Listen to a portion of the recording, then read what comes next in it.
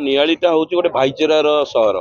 तेणु ये आम पिला बेलू मुझे नियाली माटी जन्म पिला बेलू जो हाईस्कल पढ़ुली सबू हिंदू एवं मुस्लिम मैंने आम सांग मैंने एकाठी बसुलू खेलुलू आम भितर भावर गोटे आदान प्रदान होता तेणु ये भाईचार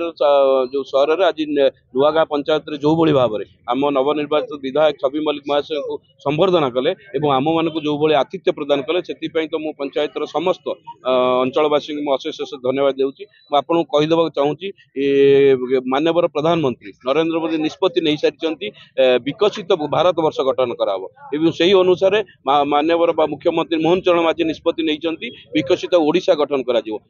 धारा आज माननीय विधायक छवि मल्लिक महाशय निष्पत्ति नहीं सारी नियाली विकसित कराव एवं नियाली विकसित करने सहित नुआगाँ पंचायत जो भाई भाव में आज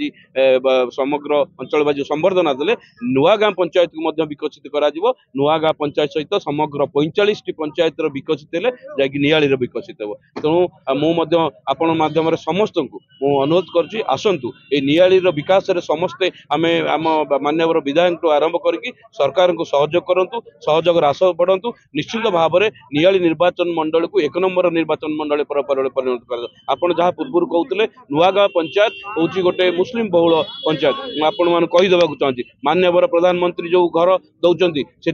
कौ भाई मान को वंचित कर जो भत्ता दि जाऊँगी जो रेशन कार्ड दिज्व जो आप रास्ताटी हो जो लोकटे पानी पाइबा हो गोटे परिवार इलेक्ट्रिक पाइबापी समस्त अधिकार अच्छी से जाति धर्म निर्विशेष से हिंदू हो मुस्लिम हो बुद्धिजीवी हो ख्रीस्टान हो समस्ते समस्ते गरीब कल्याण योजना पाइबे जहाँ मोदी आज राज्य सरकार को पठाउछन्ति से अनुसार नियाली पंचायत रे समस्त भाई भौणी माने सबु धर्मर सबु वर्गर सबु दलर लोक माने मोदी गरीब कल्याण योजना आज आम राज्य सरकार निष्पत्ति नहीं तो से अनुसार आम आगू जाई नियाली को विकसित करने निष्पत्ति नहीं से कलता आज आमर नुआगाँ पंचायत तरफ नियाली बस्ती तरफ श्रीजुक्त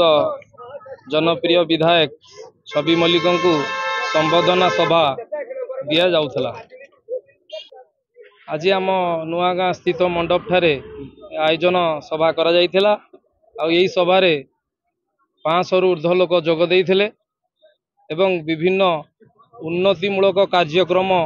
करिवे बोली विधायक जनसाधारण मानकु सूचाइथिले। आमर बस्तीर मुख्य जी प्रेसिडेंट अछंती से जोग देइथिले आउ बहुत मुरबी जोग देइथिले आउ से माने विधायक ठारू अनेक जन जन जनहितकर कार्य पई दाबी रखिथिले विधायक मध्य से सबुकु राजी होई कार्य करिवे बोली उपदेश देइथिले। विधायक आमर जेतिकी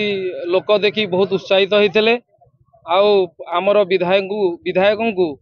फूलमाल आउ उत्तरीय देई आमे संबोधन करथिलु।